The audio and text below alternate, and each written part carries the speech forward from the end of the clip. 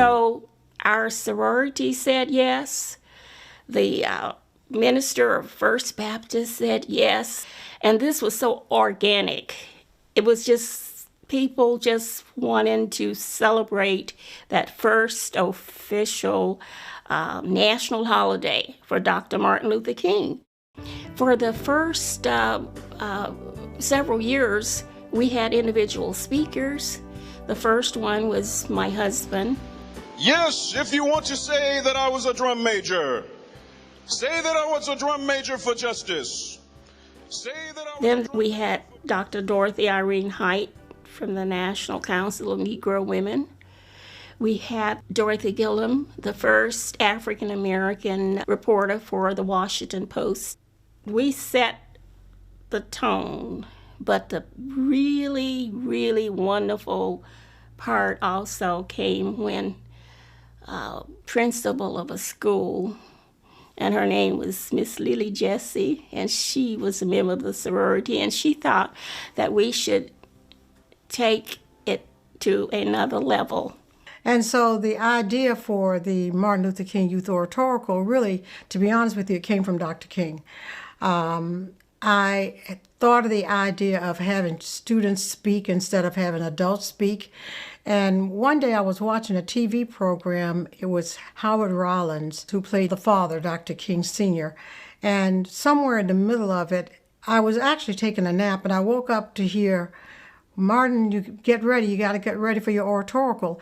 And I realized that Martin Luther King was an orator, but it started very young in his life. And I was also influenced by the fact that the part of our heritage, African-American heritage, is that gift of speech. That in Africa, there was always the griot, the person, the keeper of the stories, the keeper of the history. Celebrating the 100th anniversary of the Emancipation Proclamation, crowds marched on the National Mall to watch a variety of musical performances and speeches. Dr. King, a Baptist preacher and prominent civil rights leader, was scheduled to speak towards the end of the day, his debut on the national stage. Up until that point, King mostly addressed small crowds at black churches, rallies, or fundraisers. This time, he would be seen by nearly 250,000 people on the ground, as well as millions at home watching on television. This was an opportunity to reach a wide audience and persuade the public and the government to take action against racial injustice.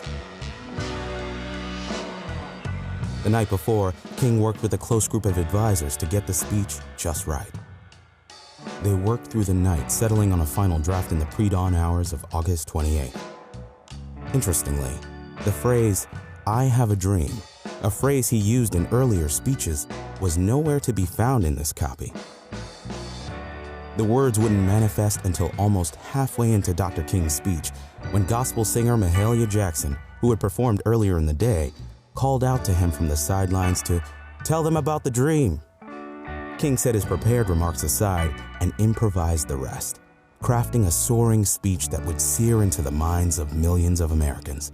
No, we are not satisfied, and we will not be satisfied until justice rolls down like waters and righteousness like a mighty stream. The speech was divided into two parts. The first listed the injustices that African Americans faced: segregation, police brutality, disenfranchisement, and discrimination, and urged a call to nonviolent action. The second launched into King's dream of peace and racial harmony, a vision of a future in which people will not be judged by the color of their skin, but by the content of their character. I have a dream. Highlighting King's skills as a preacher, I Have a Dream was part sermon and part poetry, using rhetorical devices like repetition, rhyme, and vivid metaphor to drive his points home. It was peppered with historic, biblical, and literary references that moved the crowd. This message of struggle and hope became the defining moment not only of King's career, but also the civil rights movement.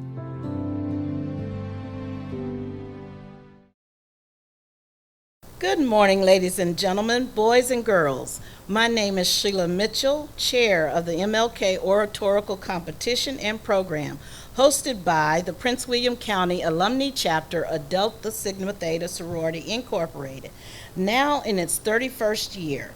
You have just listened to a brief summary of Dr. King's historic I Have a Dream speech. Our program today will be historic as well. Just like Dr. King, these students have worked hard on their speeches and stayed up late hours crafting just the right tone and message that not even the challenges of COVID-19 can stop. Today you will hear the voices of the orators, the melodious voices of the choir, and the voice of the deaf through our interpreter, Ms. Bradley, a woman with a heart and passion for the Lord Jesus Christ. So I invite you to get ready, America, as we go beyond the dream, to hear these young voices with something to say. If you have not done so already, please download today's program and digital journal so that you can follow along. You can check for more information in our live chat and periodic reminders on the screen. We will first have a music video entitled What If? By India Ari. The invocation will follow by Reverend Al Sharpton, President and founder of the National Action Network. The choral response is a selection originally performed during the 2020 MLK program at the Hilton Memorial Chapel, under the direction of Ivory Lawrence Coleman. The message of the song should resonate with all of us listening today. This special arrangement of Heal the Land includes the refrain that we are all familiar with, Let Freedom Ring. The soloists are Mr. Brandon Garner and high school senior Mr. Nicholas McCaddy. The song will also feature Mr. Meltoni Billy of Unspeakable Joy Mime Ministry. Please give them a warm welcome in the chat area.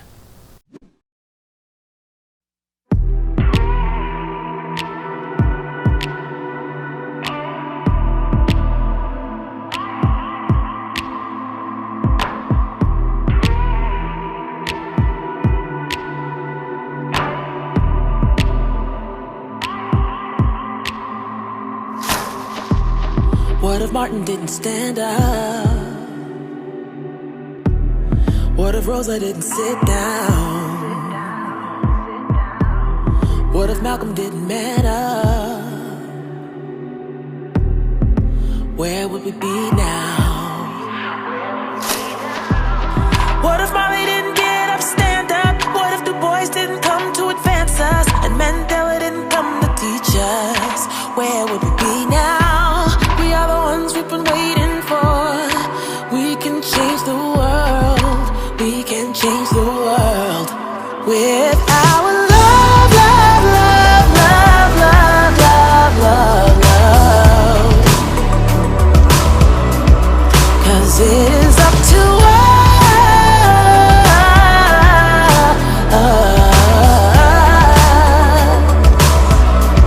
We are the ones we've been waiting for. We can change the world.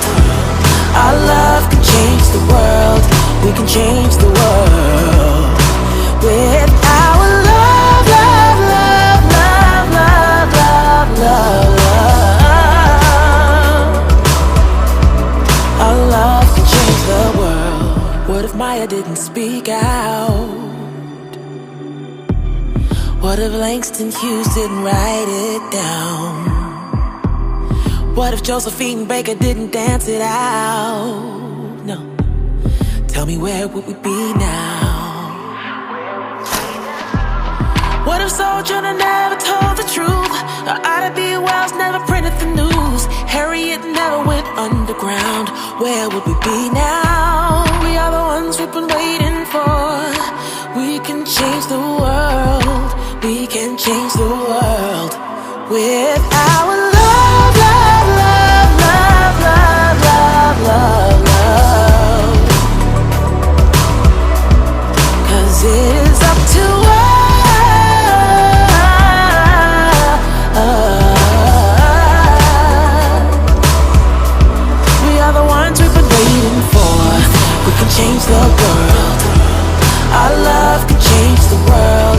can change the world. With our love, love, love, love, love, love, love, love. Our love can change the world. Me too, I matter, you matter, we matter. Together we are love. Me too, I matter, you matter, we matter. Together we are love. It's gotta be all of us to stand up and speak out with all of our love. Love, love, love, love, love, love, love. 'Cause it's up to us.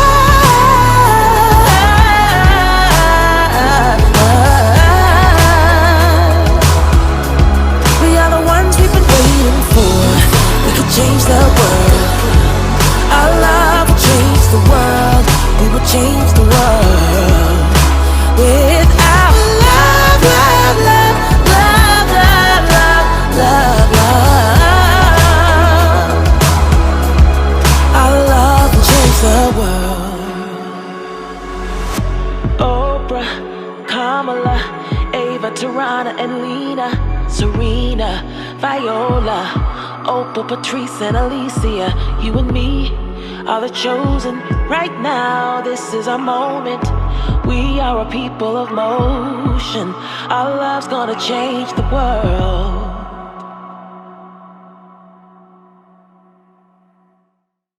As we gather for this Delta oratorical competition and contest, let us pray. Dear God, we thank you for blessing us to see another day.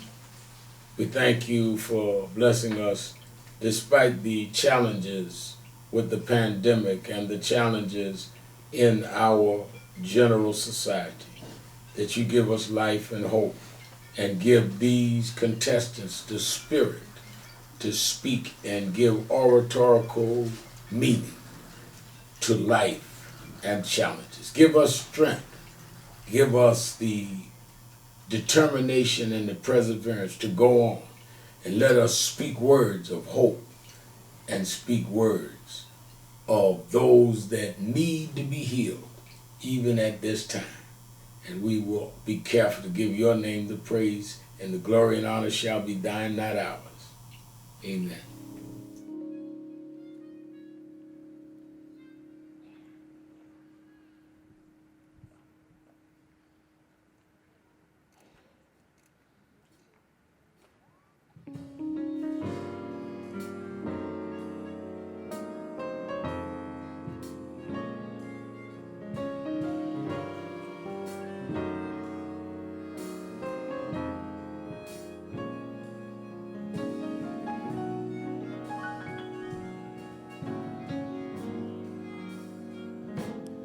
Innocent blood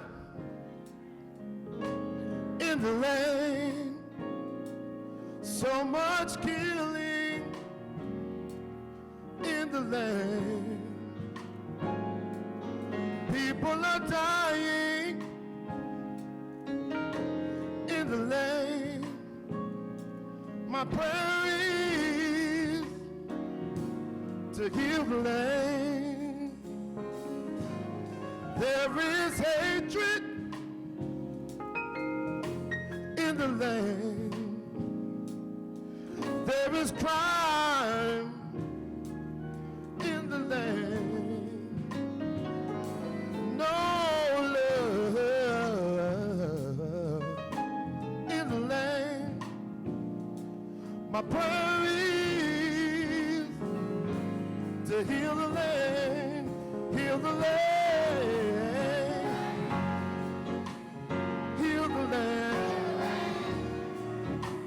My prayer is to heal the land. Oh,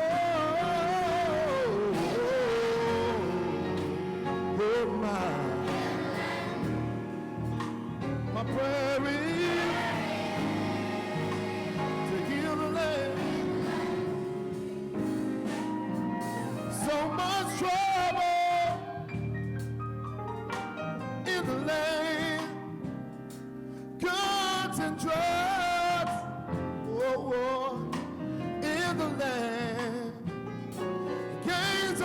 upright in the land. My prayer is, oh, to heal the land, heal the land, heal the land. So my prayer is to heal the land. We need you. Oh, my prayer is to heal the land. So many crises in the land. There's no peace in the land. There is no love, oh, in the land. My prayer is, yeah, to heal the land, heal the land, to heal the land. So my prayer is, just heal the land. We need you more than ever, heal the land.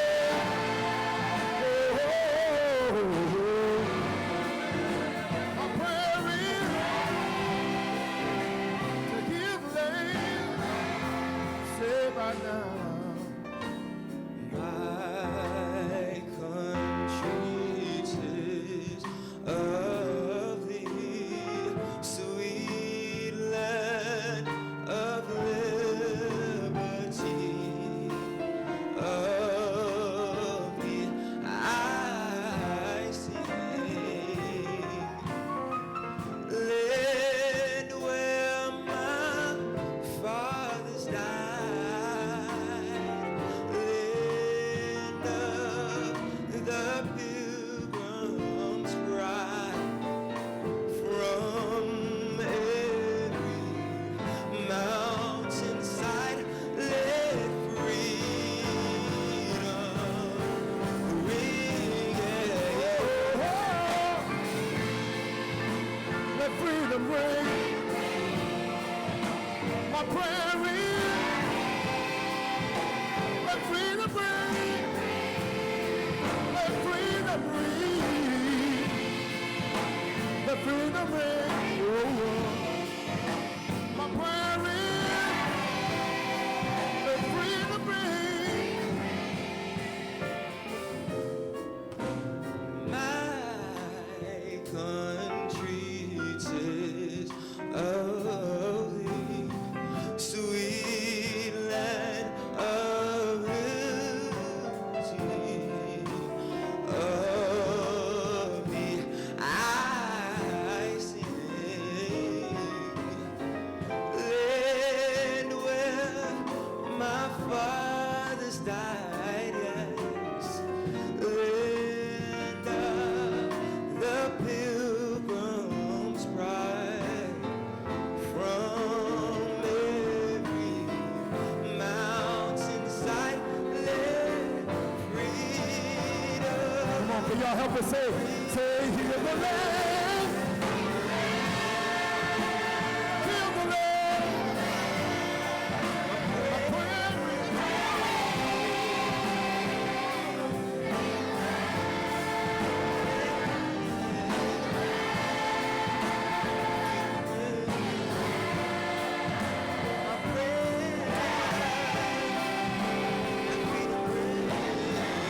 say heal the land. Heal the land. Heal the land. Heal the land. Heal the land. We need you right now, Lord.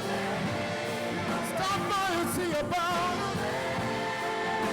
To heal the land. Send your healing right now. Heal the land. Heal the land. Heal the land.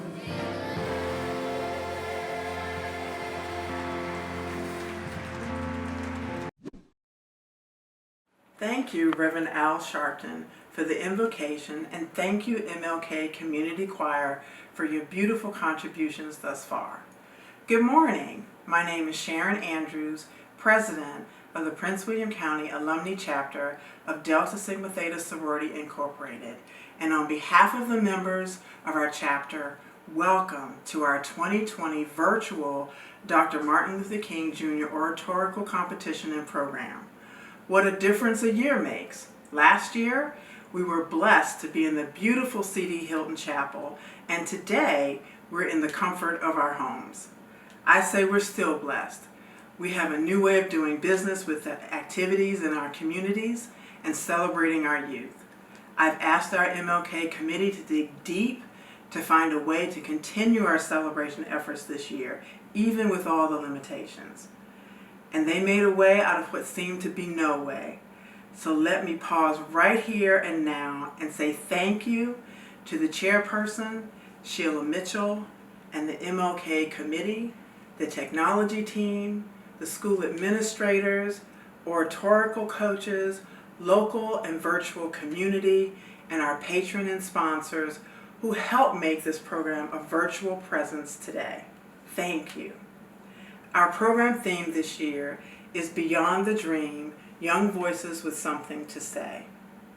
Our chapter has commemorated Dr. King's birthday for 36 years and hosted the oratorical competition since 1991.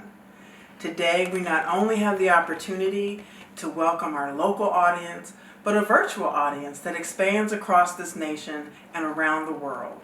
So on behalf of the Prince William County Alumni Chapter of Delta Sigma Theta Sorority Incorporated, again, welcome. We invite you to sit back, relax, and enjoy. Thank you, and God bless. After the heartfelt welcome from our chapter president, I am pleased to introduce two students from Manassas City Schools to present The Occasion.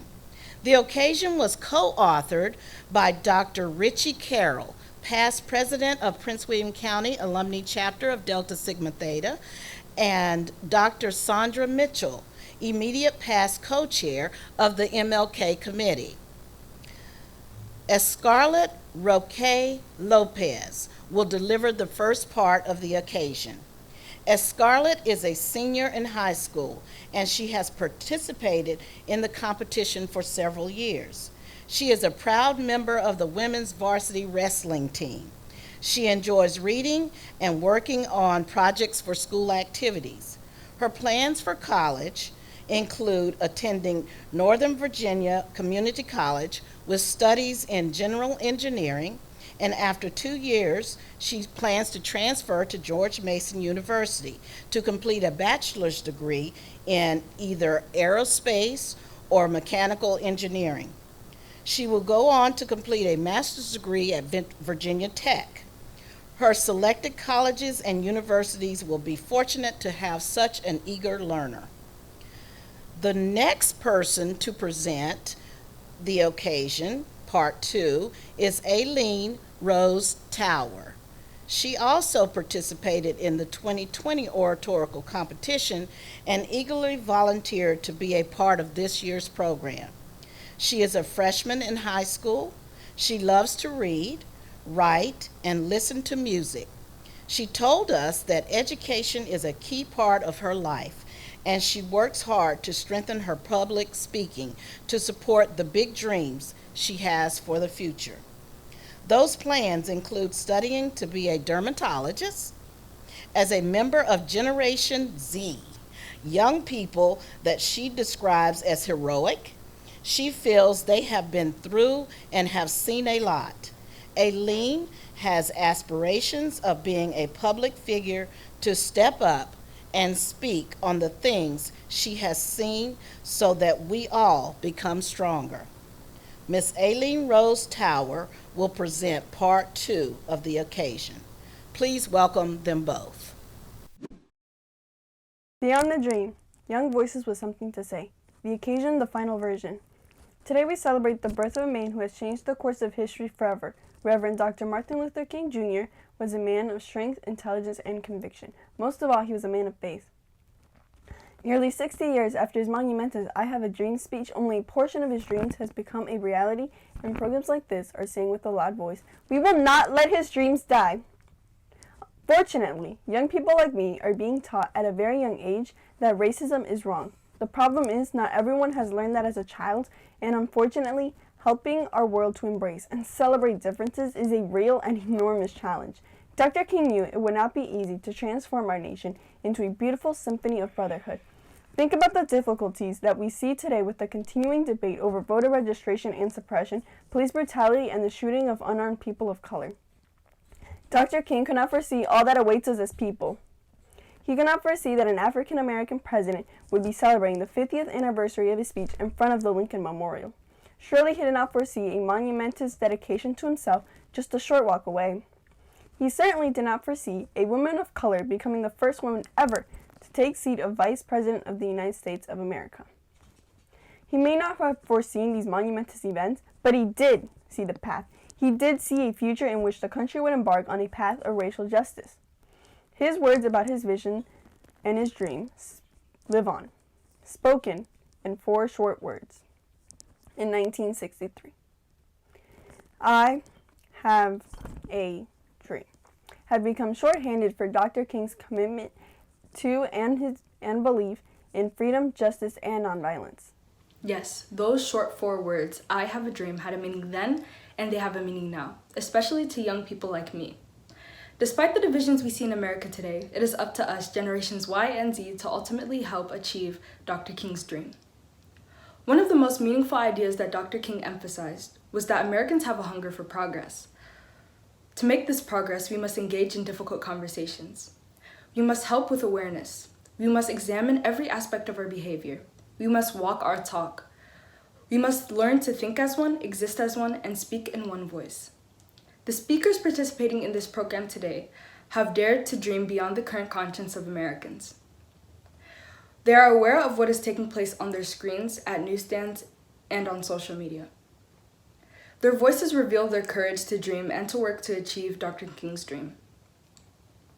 Young people across the country are feeling the effects of a rapidly changing world. From the effects of COVID-19 on families, to unacceptable and unexplained health disparities, to national uprisings in response to systemic racism, to an increasingly uncertain employment landscape, and to educational inadequacies. Our nation's youth are proving that we are not only up to the challenge, but we are demonstrating our capacity to lead and our ability to let our voices be heard. Because, ladies and gentlemen, we are young voices with something to say. Next selection, I will be joining the MLK Community Virtual Choir, leading Breathe by India Ari. The song lyrics were inspired by Eric Gardner's last words, "I can't breathe." In an interview with Essence magazine in July 2016, Miss Ari is quoted saying she hopes to remind the Black community of their worth and usher in a spirit of healing. Her voice, her message are both relevant today. Please give the choir a virtual round of applause as they render in this selection.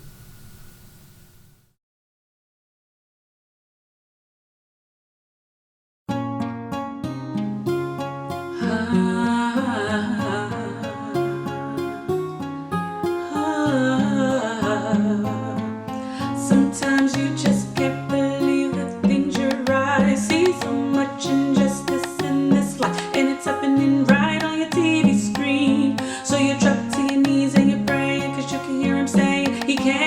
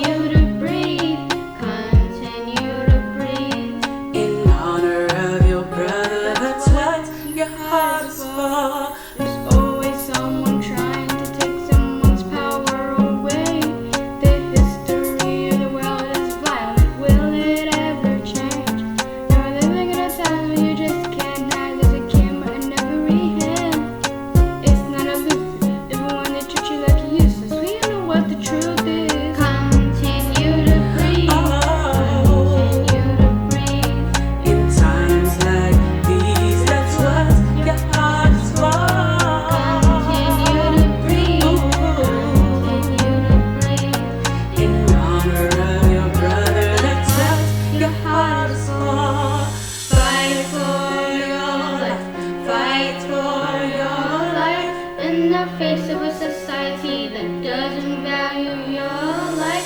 For the men in your life, for the boys in your life, for your brothers, for your fathers, for the ones that came before us. For the future, for the future, for the future, for the future.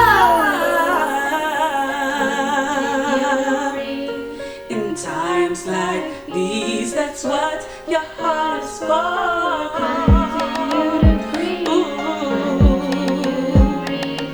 In honor of your brother, that's what your heart is for. In times like these, that's what your heart is for.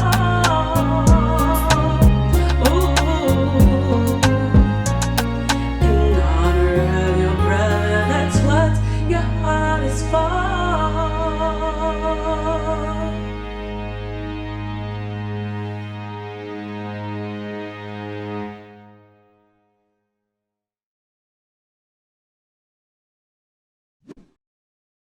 Our first orator is Naila Asterelia Anderson. Naila is a young entrepreneur and the owner of a small business called Pretty Girl Culture. She's also a student athlete.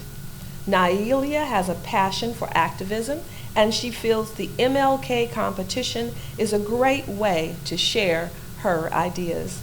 She hopes to attend an HBCU on a full scholarship. And now, Naila. I have a dream that one day this nation will rise up and live out the true meaning of its creed. We hold these truths to be self-evident that all men are created equal. Reverend Dr. Martin Luther King Jr. said this in his famous I Have a Dream speech. His dream was that one day we'd all be equal. That one day this nation would cease its undermining ways and finally start to practice what its Constitution preaches. In that same speech, Dr. King talks about how the Negro still isn't free. How 100 years later, the life of a Negro is crippled by discrimination, segregation, poverty, exclusion, and so much more. We are going on 57 years since he gave that speech, and almost everything he said then is still true now, except for his dream of equality in America. So beyond his dream is continuing his work and finally getting equality in America. But this is no easy task with a country that runs on a system that is meant to benefit some and not all of its citizens. Systemic racism has played a huge role in American society ever since the Emancipation Proclamation in 1863. The slaves were freed, so the dominant race did everything they could to maintain their social and economic advantage. They beat, tortured, and killed people of color. And eventually, these behaviors were deemed unacceptable. And by the way, this doesn't mean they were completely stopped. Instead, they decided to handle things in a more legal way. This is how they came up with the 13th Amendment and Jim Crow laws. The 13th Amendment abolished slavery unless you were a criminal. And after this amendment was ratified, they arrested people of color in masses for petty crimes and used them for free labor. Sounds a lot like slavery to me, don't you think? And along with the 13th Amendment, they came up with Jim Crow laws. These laws basically said, y'all are equal, but you can't use the same bathrooms as us. Y'all are equal, but you can't eat at the same restaurants as us. Y'all are equal, but your kids can't have the same education as ours. This left people of color feeling helpless, hopeless, and powerless. Now, over time, we have had activists such as Dr. King that have helped us make some huge accomplishments. But these same policies still run through the blood of our system today. People of color are still dying simply because they are people of color. Breonna Taylor, George Floyd, Elijah McClain, And these are just 3 of the thousands of African Americans that our system has failed. See, we've made some change, but when it comes to systemic racism, it is just a different version of the same old racist policies. So the question is, what now? I believe we should continue in Dr. King's footsteps and fight for equality peacefully as he did. See, in America, we are democracy. This means the people run the government rather than the other way around. So what we need to do is come together and challenge our government. See, we tend to only focus on protesting, but there are multiple other forms of peaceful protest, such as boycotting and striking. So imagine if we all only shot Black-owned businesses for a month. Not just that, but all Black employees went on strike for just a week. Imagine where our economy would be. See, we may be the minority, but without us, America would not be able to reach its full economic potential. While doing this and other forms of peaceful protest, we can make real systemic change in a nonviolent way, just as Dr. King. But this won't be easy. It will take persistence, patience, and courage. They can shoot us with rubber bullets and blind us with tear gas. But even with the bruises of rubber bullets on our arms or the sting of tear gas in our eyes, we will not lose sight of what we are trying to do. We will make real systemic change. And we will not stop until Dr. King's dream of equality in America is our reality. Thank you. Miles Lanier is our next orator. Miles is a lover of music, basketball, and politics. He wants to be a social studies teacher one day and run for office. He plans to attend the College of William and Mary and study education and political science. Miles entered this competition because it's time for everyone to hear what young voices of this nation have to say. Ladies and gentlemen, welcome Miles Lanier. On August 28, 1963, a 23-year-old man spoke to a crowd of 250,000 people at the Lincoln Memorial. He spoke about fighting for freedom, justice, and racial equality. That young man was one of my heroes, John Lewis. 57 years later, on August 28, 2020, a 12-year-old girl spoke at the Lincoln Memorial about those same things. That little girl was Dr. Martin Luther King Jr.'s granddaughter, Yolanda Renee King. Throughout history, the world's young voices have stood up to fight every injustice and every system of oppression that has plagued its previous generations. Even in the midst of a pandemic, millennials and Generation Z are leading the fight to bring systemic change and equality to all people in this country and around the world. 2020 has been a lot. And I'm not just talking about us having to learn on Zoom instead of in school buildings or seniors graduating from their living rooms. I'm not just talking about our summer trips to our grandparents' houses being canceled or the Olympics getting moved to 2021. I'm talking about the communities of color who have been disproportionately affected by COVID-19 and the hundreds of thousands that have died. I'm talking about Ahmaud Arbery being shot while running through his neighborhood.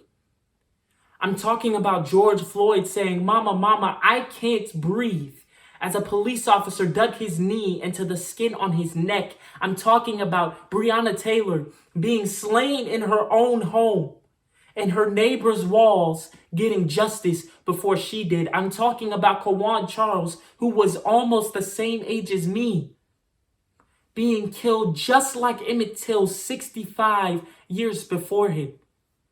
I'm talking about the Supreme Court nomination of Amy Coney Barrett just 8 days after the death of Ruth Bader Ginsburg, and her confirmation by the Senate just 8 days before the election.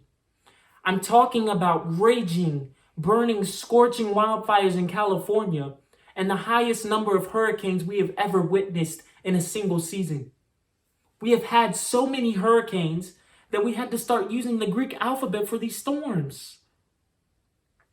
I'm talking about people having to wait a minimum of 2 hours in states like New York, Texas, Wisconsin, Georgia, North Carolina, and Nevada to cast their ballot in an election in the middle of a global health crisis. I'm talking about a president refusing to concede an election and instead spread conspiracy theories because the results didn't go his way. I'm talking about young people, teens, trying to make sure that their race will never be an issue, trying to make sure that the earth will still be intact by the time they turn 30, and trying to make sure that the highest court in the land does right by the American people, all while writing essays, making book reports, and finishing projects for online school. I'm talking about young people living in a world that no generation before them has ever experienced. Racial injustice, the Supreme Court, climate change, voter suppression, and many more are issues that are important to this next generation. And we will fight to make this country, this world, a better place. In spite of these unprecedented times, we as peaceful protesters have marched in the streets while being maced and tear gassed. We have spoken out on injustice while being told to be quiet. And we have become Instagram activists while being told our opinions don't matter. We are demanding that we have bold changes in all of our systems. But change won't happen if people in power continue to ignore us. President Obama once said this: change won't come if we wait for some other person or some other time. We are the ones we've been waiting for. We are the change that we seek. It is time for America to stop waiting for someone else and give young people a seat at the table. It is time for America to stop dismissing us as an afterthought and give young people a seat at the table. It is time for the Greta Thunbergs, the Malala Yousafzais, the David Hoggs, and the Tay Andersons to be given a seat at the table. It is time for the Zion Fozos, the Amber Austins, the Nyla Andersons, and the Miles Laniers to be given a seat at the table, because our ideas will better this nation and this world for all who live in it. Thank you.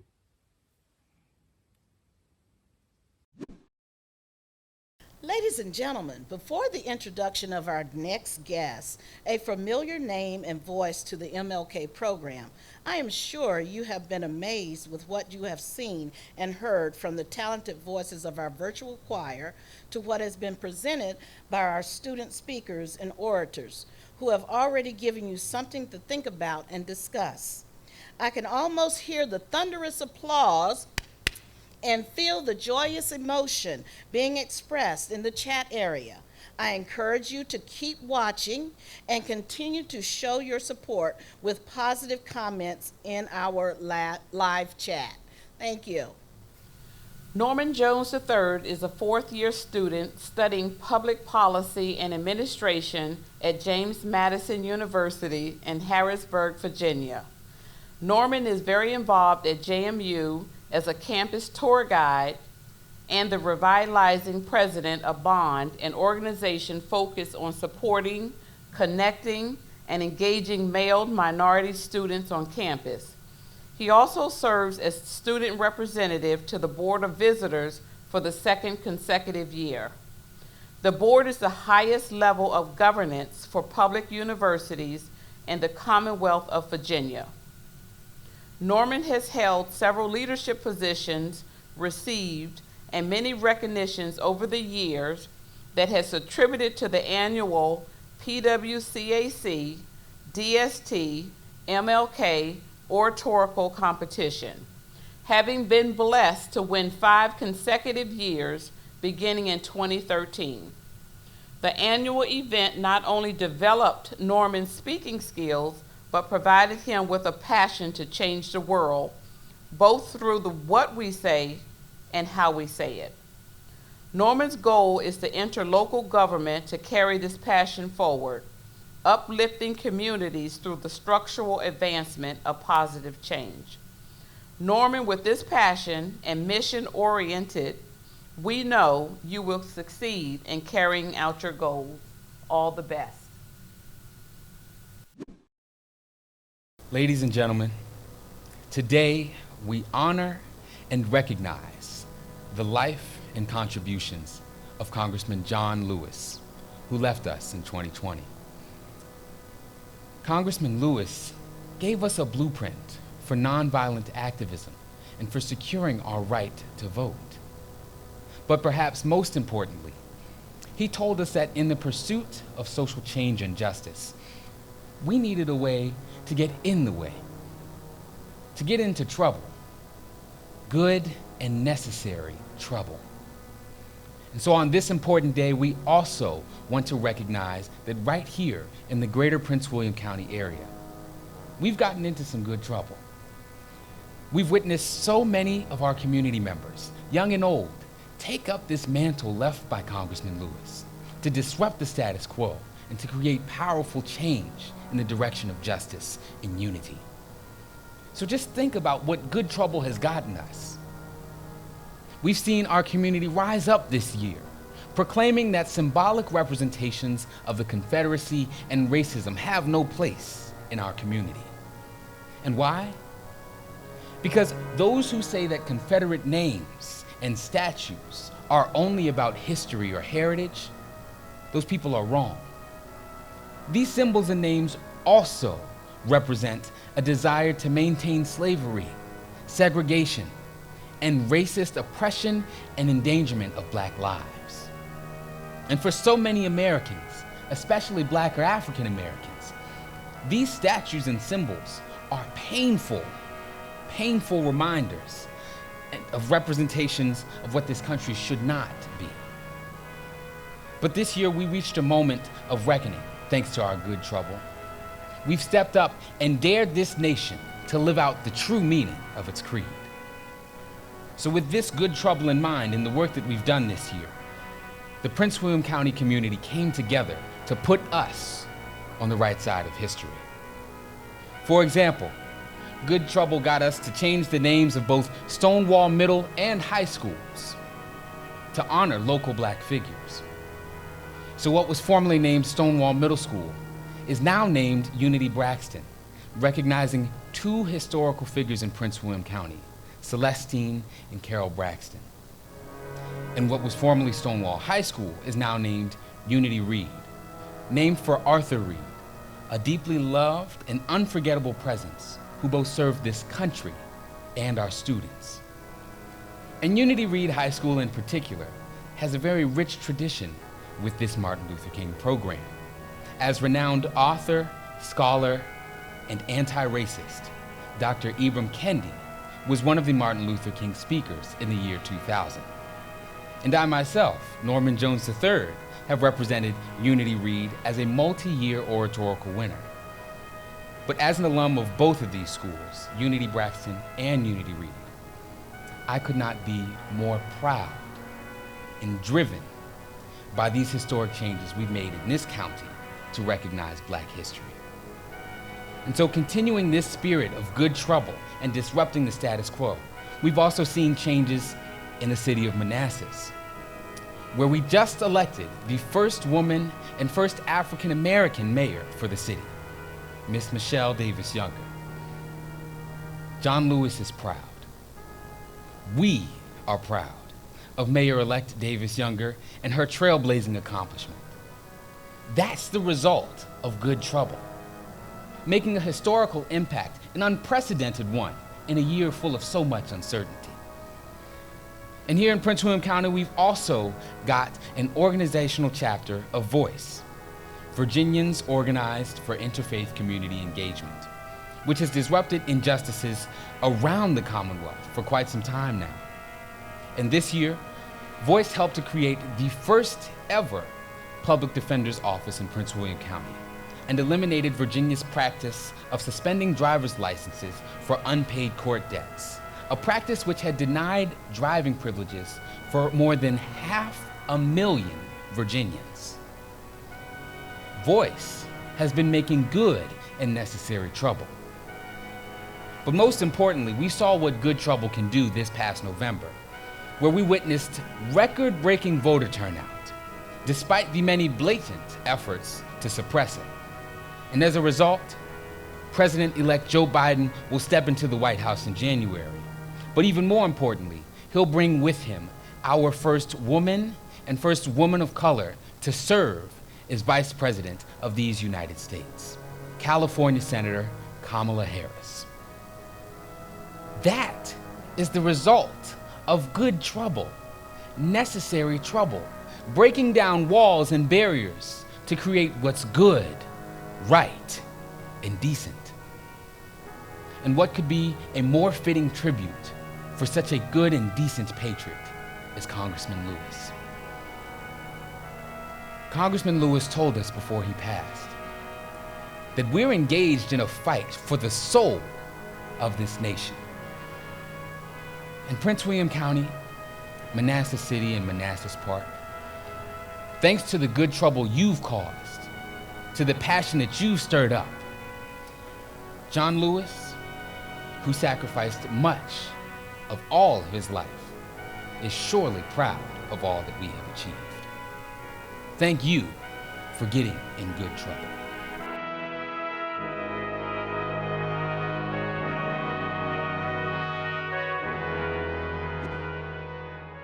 The next orator is Zion Fozo. Zion has her goals in view. Currently a senior in high school, she would like to study at Emory University in Atlanta and major in biological sciences with a goal of becoming a doctor who will work in underfunded communities. She says that she entered this competition because she knows that the voice is the most powerful weapon one can carry. This competition gives her the opportunity to use her weapon in the most powerful way, bringing awareness to important issues that directly affect everyone. Please give a warm welcome in the chat area of your devices to Zion Fozo. Turn your dreams into wishes, your wishes into goals, your goals into reality, and then your dreams will come true.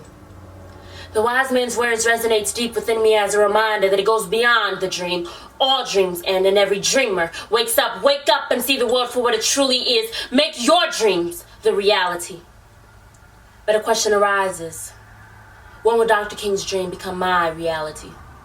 I have a dream, he said, that one day this nation will rise up and live out the true meaning of its creed, that all men are created equal. I have a dream, he said, that one day the sons of former slaves and the sons of former slave owners will sit together at a table of brotherhood. I have a dream, he said, that my 4 little children will one day live in a nation where they are not judged by the color of their skin, but by the content of their character. Dr. King had a dream. And it is with great sadness that I announce that his dream has yet to become our reality. And I'm afraid if we don't act soon, it never will be. It'll remain just that, a dream. All dreams end, and every dreamer wakes up. I am a young woman, a young black woman with a voice, a young woman who wants to be heard, a young black woman who deserves to live much like Breonna Taylor. Her name may sound familiar. I hope it rings a bell. Breonna was a young black woman, much like myself, who was murdered by the police. The ones who were sent to protect her were the very same ones who took her life. 8 gunshots fired at her while she was sleeping. I can't help but wonder, what were her dreams? What was she dreaming? What were her goals and aspirations in life? She was so young. She must have had dreams she was to make a reality. Unfortunately, her life was stolen from her. 26 years young, she had a full life to live. But allow me to tell you that the end of Breonna Taylor's life was not the start of police brutality. It was not the start of systematic oppression. It was not the start of systematic oppression. It was not the start of systematic racism. It was not the start. It was the progression, the continuation of a system designed to exclude, mistreat, incriminate, and oppress us. When we have become so desensitized to such inhumane treatment, we have failed When property is worth more than the life of a black woman, we have failed. When a $12 million settlement leads to a justifiable police murder, yet none of the officers are held accountable, we have failed. When black women make up 13% of the women population in the United States, yet they represent 20% of women murdered by police, know that we have failed. When 36% of women murdered by police since 2015 were killed in their homes, much like Breonna Taylor, know that we have failed. All dreams end, and every dreamer wakes up. Wake up and face the reality that this is America, land of the free, home of the brave, where black men and women are shot dead and the little black boys they hang. This nation has failed. It has failed black men, women, black boys, and black girls. It has failed to protect us. It has failed to provide for us. It has failed to give us our freedom. It has failed to give us justice, and I have yet to receive liberty. Justice and liberty. I mean, we say it so often, it must be true, right? I pledge allegiance to the flag of the United States of America and to the republic for which it stands, one nation, under God, indivisible, with liberty and justice for some. I say some because the police who murdered Breonna Taylor are still walking free. I say some because in the year 2020, black men and boys are still being lynched. I say some because 35% of African Americans are incriminated for crimes they did not commit. We have failed as a nation, and we have failed as a whole. America is bleeding, and innocent blood cries out. Louis V. Masters once said, "The dead cannot cry out for justice. It is the duty of the living to do so for them." So we march, we protest, we scream until our voices grow tired, and we speak for those who can't. Racial injustice and police brutality are an all-time high. The streets of major U.S. cities demand justice for the innocent. Breonna's fight has yet to be won. George Floyd's fight has yet to be won. Rashard Brooks' fight has yet to be won. Atiana Jefferson's fight has yet to be won. So many names I can mention, so many stories to tell. We may have lost a few battles and some soldiers along the way, but the war is far from over. Systematic changes need to be made. So we keep marching. We keep protesting. We keep fighting. We have to go beyond the dream if we ever want to live out our dreams. All dreams end, and every dreamer wakes up. But true social justice warriors, true activists, true advocates rise to the challenge and make their dreams the reality. There is no better time than now. There is no better day than today. There is no better person than you to make Dr. Martin Luther King Jr.'s dream come true. Make his dream our reality. Thank you. Our final orator is Amber Austin. Amber is a freshman in high school. She says that she decided to participate in the competition to continue her activism and to use her voice and be a role model for young black girls. She says, "I want them to know they can do anything they set their minds to, and they should never be afraid to use their voice." She hopes through her speech, people will feel empowered and know that using their voice really can create change. Amber Austin. Hi, my name is Amber Austin, and my speech is titled, "We Are What's Beyond the Dream." On August 28th, 1963, Martin Luther King Jr. delivered one of the most powerful speeches of our lifetime. That day, about 250,000 people from all different backgrounds and races gathered around him as he gave his famous "I Have a Dream" speech. A speech that instilled the idea of equality for all, and judgment by character and not by race into the minds of thousands of people around the world. The most prominent group of people that received the message were the youth. The youth played a vital role in the success of the civil rights movement. They persisted to make a change and made history by doing so. They also made sure their voices were heard, whether that was by boycotting, holding sit-ins at restaurants, protesting, are marching with the spirit of MLK. When I think about the youth's impact on the civil rights movement and how MLK inspired them, I begin to ask myself, what's beyond the dream? What's beyond the dream that MLK created? I believe that my generation is what's beyond the dream. We are the future. Now fast forward to now. Right now, we are in a modern-day civil rights movement called the Black Lives Matter movement. A movement where, just like in the civil rights era, my people still have to fight for equality, peace, and justice against police brutality. This year, starting with the death of Ahmaud Arbery to the death of George Floyd, we've had a chain reaction of activism, especially from the youth. Through social media, we've been able to reach people around the world about the Black Lives Matter movement and create a great deal of change. We've also been able to organize peaceful protest.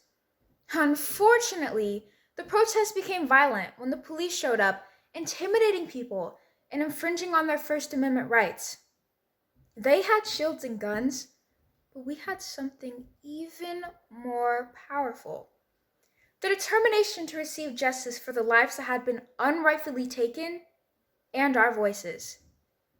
MLK once said, "Never, never be afraid to do what's right, especially if the well-being of a person or animal is at stake. Society's punishments are small compared to the wounds we inflict on our soul when we look the other way." The diverse groups of young people fighting for African American rights were not afraid to do what was right. They were brave and empowered. They realized that too many people have looked the other way when injustice was staring them down. Unlike how it was in Birmingham in 1963, Black people were not the only people on the front lines fighting for their rights. In fact, people were willing to be arrested and even lose their lives to be on the right side of history. While I am proud of everyone who has committed themselves to the fight for racial equality and justice, I must ask, why did it take over 100,000 African American lives to be lost for people to understand that our lives matter? And you see, some people are even still in the dark about this issue. But you see, light drives out the darkness. If we want to receive full justice, we must be the lights that drive people out of the dark. And by full justice, I don't mean being paid $12 million by the state of Kentucky like Breonna Taylor's family received. Money is not justice. No amount of money can bring her daughter back. No amount of money can bring any of the lives that have been lost back. So, moving forward as young people, we have to continue to organize peaceful protest, sign petitions, donate to police reform organizations, have difficult talks with our young loved ones, support Black-owned businesses, and continue to empower other young voices because we have powerful things to say. We'll know that we've achieved MLK's dream when we won't have to protest anymore. We won't have to chant, "No justice, no peace," because we'll have peace in knowing that we've already received it. Now, in the wise words of MLK, commit yourself to the noble struggle for equal rights. You will make a greater person of yourself, a finer nation of your country, and a finer world to live in. Thank you. And remember, you're part of what's beyond the dream.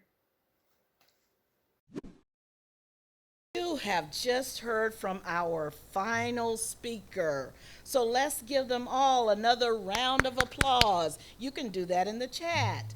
Ordinarily, in the pre-COVID-19 program, we would have a panel of 9 to 11 judges strategically placed in the audience, frantically marking their scorecards to select the top middle and high school speaker for this competition.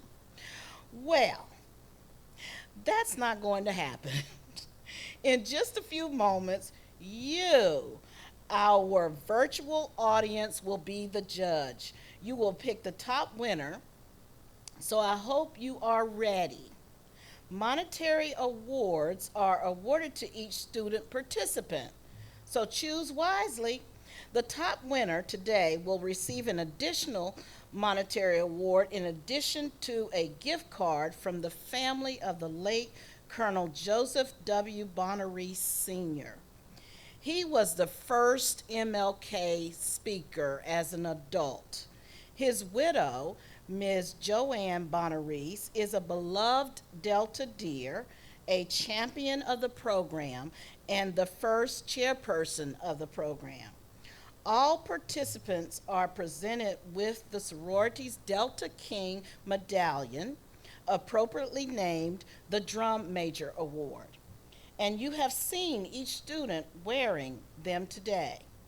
The voting instructions will be displayed at the bottom of your screen, and helpful reminders will be given in the chat area. So get your phones ready.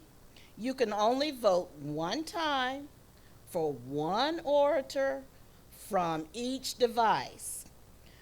First, though, you will hear from two congressional supporters of our program, Senator Mark Warner and Congressman Jerry Conley. They will share congratulatory remarks and comments, so please give them a welcome in the chat area. Virginia Senator Mark Warner here, and I want to give a big congratulations to all the Deltas for continuing to organize the commemoration for Dr. King in terms of student orators. I've had the opportunity to attend this event many times over the years, and I want to give again, I know how much work and effort goes in not only to the Deltas, but to the choirs who perform, and particularly the student orators. I have been constantly moved by these young people's expressions of commitment to free speech, to liberty, to racial tolerance. Every year I come away inspired. I know this year is a little more challenging with the pandemic. We will get through this with that kind of Delta spirit that your sorority has always exhibited. So congratulations for continuing this tradition, even though virtually this year, and to a better 2021. Congratulations. Hi, I'm Congressman Jerry Conley, and I'm proud to represent Virginia's 11th Congressional District in the U.S. House of Representatives. It's always been an honor for me to attend the annual Martin Luther King Day celebration program and the Youth Oratorical Contest. I can't thank Sheila Mitchell and the Deltas of Prince William County enough for their tireless hard work pulling this together every year. It's vital that this program continue, especially in a place as diverse and growing as Prince William County. So even with a virtual platform, we can continue to honor the work of Dr. King and to extol the virtues of our young people in their oratorical skills. Dr. King's image and message is everlasting, and keeping that legacy alive only brings greater hope, courage, justice, and perseverance to those very people he fought for. We don't have to go further than our own backyards here in Prince William County to see Dr. King's vision coming to light. Here, we are the most diverse county in the Commonwealth of Virginia. Through our diversity, we have established our community as one that has reflective representation, progressive and inclusive ideals, and one that strives to empower others for a better tomorrow. Dr. King's selflessness and his commitment to justice for all has paved the way for a better future for generations to come. Of course, the Youth Oratorical Contest is one of the many highlights in this annual program. I wish all the student participants in this year's competition the very best. And for those student participants who've submitted your names into the congressional record, I provided each with a copy. Thank you for allowing me once again to be part of this year's virtual program. Let's continue to honor Dr. King today and every day by our actions. Please stay well and be safe. God bless. Thank you, Senator Warner and Congressman Conley, for taking the time out of your schedules to support our youth and the community. It is now time to hear from our virtual choir again. This next song was a favorite of Congressman John Lewis. the last organizer of the 1963 March on Washington, to pass away in July of 2020. He was seen in a video dancing to the song at a campaign event in 2018, and it was said that he could not get enough of the song. The MLK Community Choir will perform Happy, joined by soloist Mr. Isaiah Caruth and my son, Mr. Lavelle Mitchell.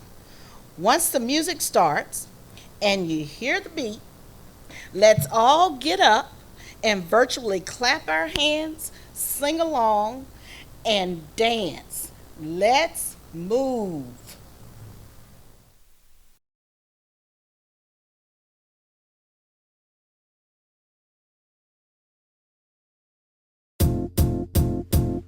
It might seem crazy what I'm about to say. Sunshine, she's here, you can take a break. I'm a hot air balloon that can go to space. In the air, like I don't care, baby, by the way. Because I'm happy alone if you feel like a room without a roof.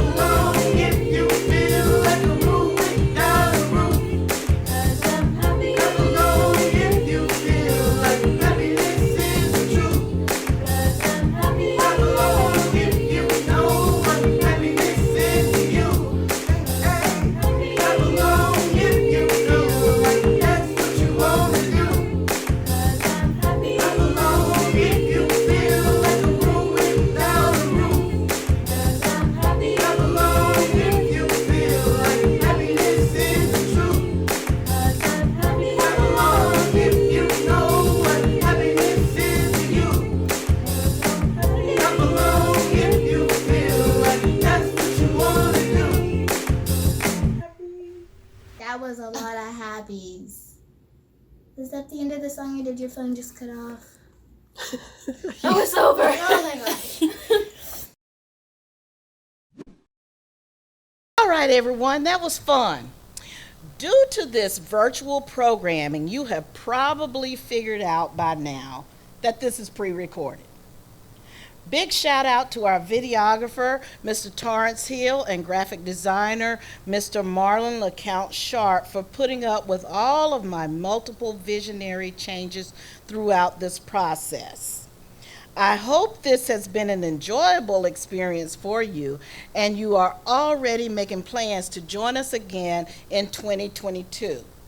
Stay informed by checking our chapter website at www.pwcac-dst.org/MLK.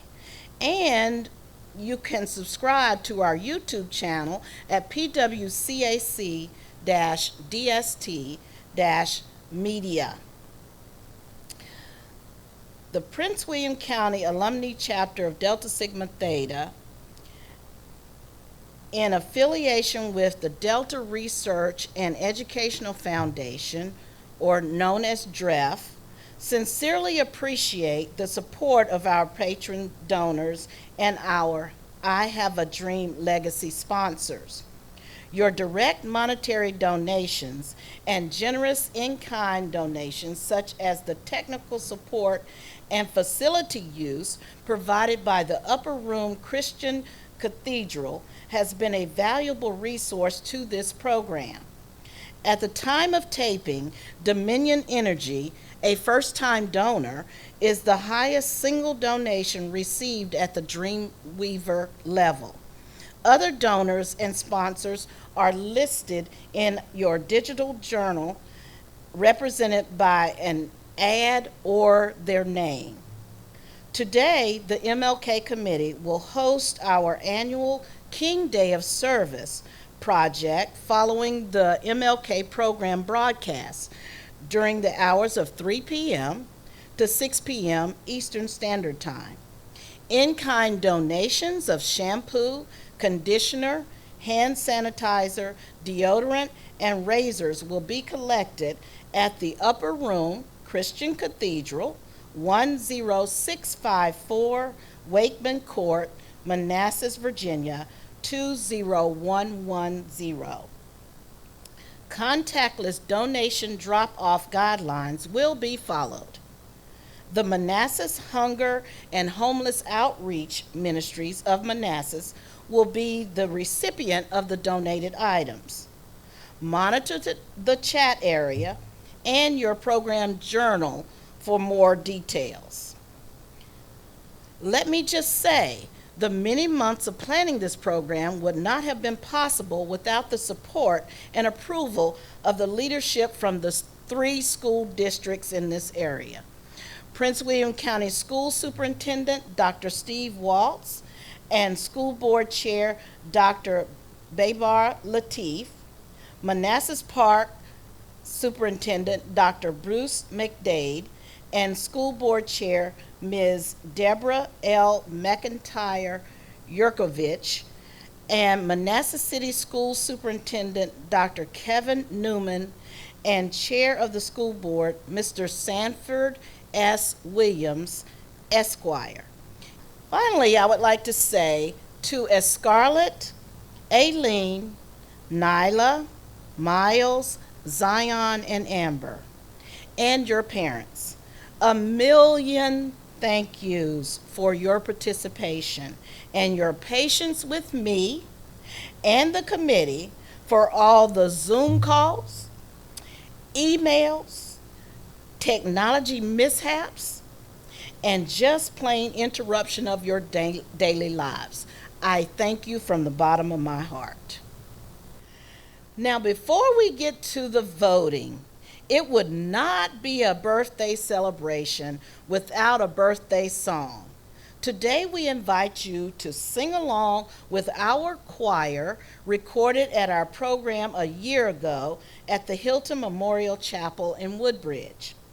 The choir will perform a unique arrangement of Stevie Wonder's Happy Birthday song, directed by Mr. Lawrence Coleman, assisted by William Henry, Michael Coleman, and musicians are Brandon Garner, Ashley Peoples, Keith Smith, and Jeremiah Wilcox. Happy birthday, Dr. King. It doesn't make much sense. There ought to be a law against anyone who takes offense at a day in your celebration. I know in our minds that there ought to be a time that we can set aside to show just how much we love you, and I'm sure you will agree. Couldn't fit more perfectly to have a world party on the day you came to be. Happy birthday! Happy birthday! Happy birthday! Happy birthday! Happy birthday! Happy birthday! I just never understood how a man would die for good could not have a day that would. He set aside for his recognition, 'cause it should never be just because some cannot see the dream as clear as he, that they should make it become an illusion. We all know everything that he stood for time will bring. For in peace our hearts will sing, thanks to Martin Luther King. Happy birthday, Lord. Happy birthday, Lord. Happy birthday, happy birthday, Lord. Happy birthday, Lord. Happy birthday. Why has there never been a holiday where peace is celebrated all throughout the world? The time is overdue for people like me and you who know the way to truth is love and unity. To all of God's children should be a great event, and the whole day should be spent in full remembrance of those who lived and died for the oneness of all people. So let us all begin. We know that love can win. Let it out, don't hold it in. Sing it loud as you can. Happy birthday, Lord. Happy birthday, Lord. Happy birthday, happy birthday, Lord. Happy birthday, Lord. Happy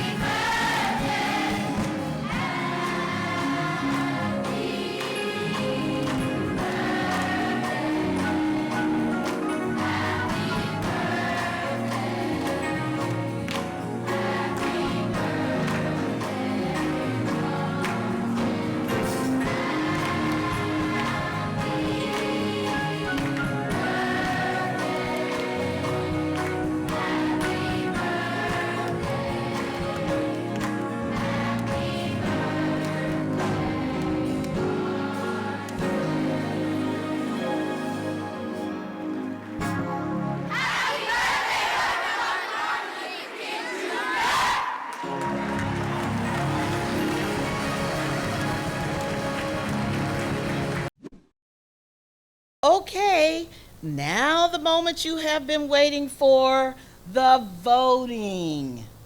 Voting will be open until 4 p.m. Eastern Time. Voting results will be posted on our website tonight at 9 p.m. Eastern Time. Additionally, you can check the results video on our YouTube channel. The voting codes are also listed in the chat area on your devices, and the codes are also on your screen. We have now come to the end of our program. Continue to vote. I would be remiss, though, if I did not thank a few special people who helped me get through this process. My MLK Dream Team Committee, particularly my Fab Five. All members of Prince William County Alumni Chapter of Delta Sigma Theta, my church family, Trustee Cuffy, you rock. T. Brown, you have my heart. To my family, particularly my husband Larry, for not kicking me out of the house during the last 8 months. Most importantly, I thank God for placing this vision in me and the passion to prioritize the voices of our youth to honor this man of God, Reverend Dr. Martin Luther King Jr. Now, before you sign off, remember to continue to vote and join us at the Upper Room Christian Cathedral to drop off your donations. After the benediction by Reverend Al Sharpton, you will hear another selection by our MLK Community Choir.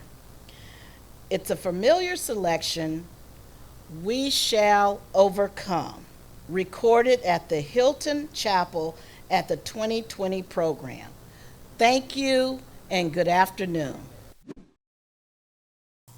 Lord, we thank you for hearing young people that have something to say.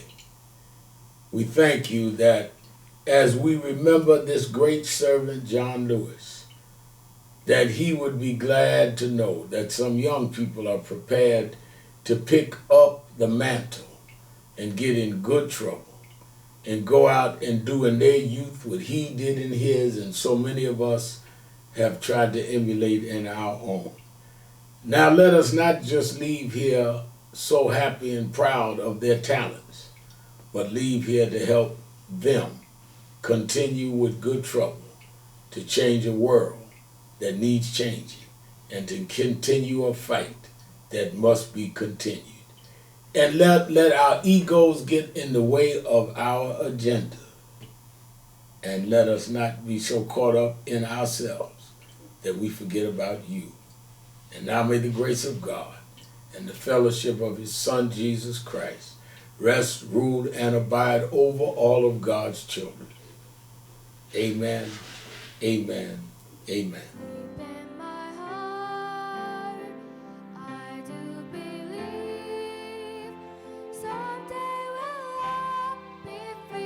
Someday we'll all be free. I may not know how long 'twill be. Someday we'll all be free. Someday we'll all be free. Someday we'll all be. Hold on, my brother. Give me your hand. Someday we'll all be free. Someday we'll all be free. Learning to love, we'll find our way. Someday we'll all be free. Someday we'll all be free. Someday we'll all be free.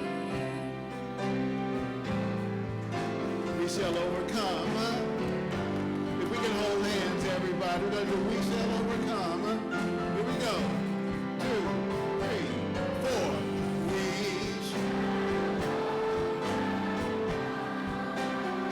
We shall overcome. We shall overcome. Someday.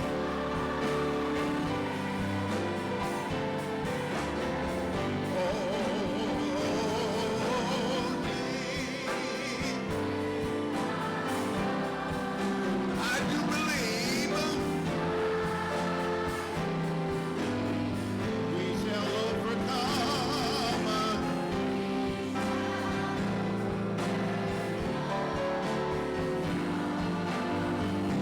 shall all be free. Come on, take it up. Take it up. We shall all be free. We shall all be free. We shall all be free.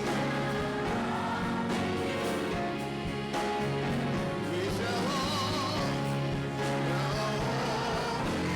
free someday.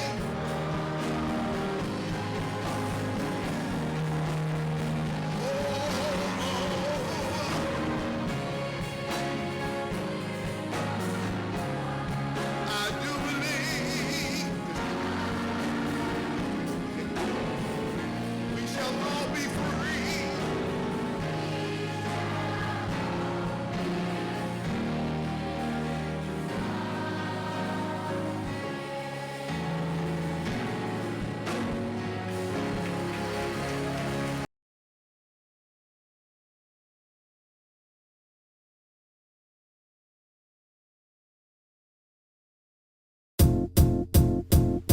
It might seem crazy what I'm about to say.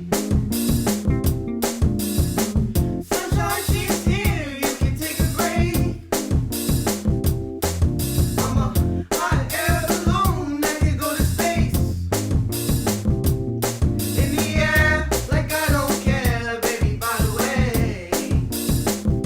Because I'm happy alone if you feel like a room without a roof. Clap along if you feel like happiness is the truth. Clap along if you know what happiness is to you. Clap along if you feel like that's what you wanna do. Incoming bad news, talking this and that. Yeah, well, give me all you got and don't hold it back.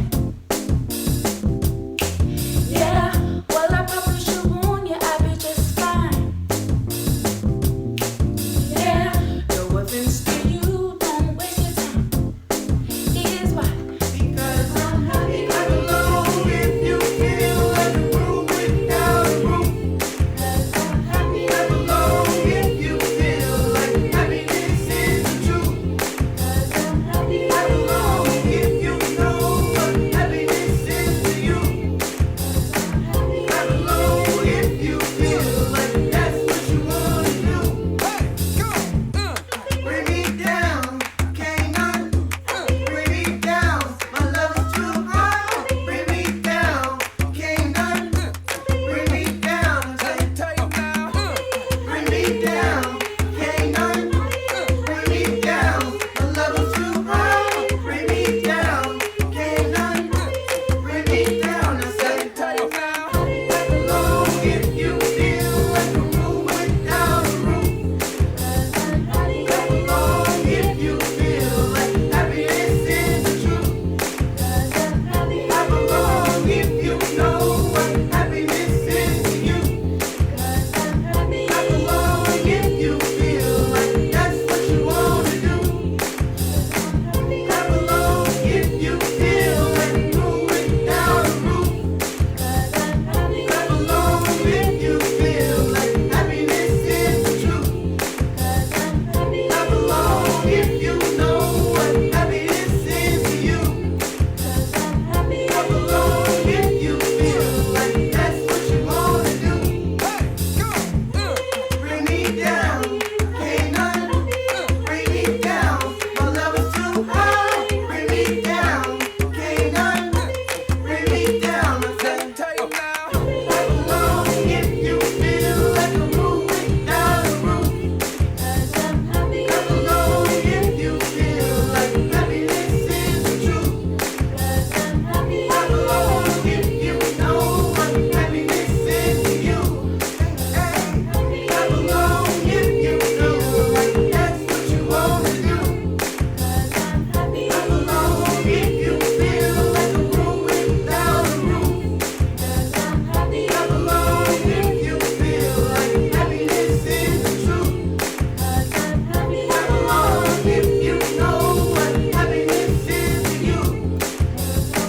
Clap along if you feel like that's what you wanna do. That was a lot of happies. Is that the end of the song or did your phone just cut off? Oh, it's over. Oh my gosh.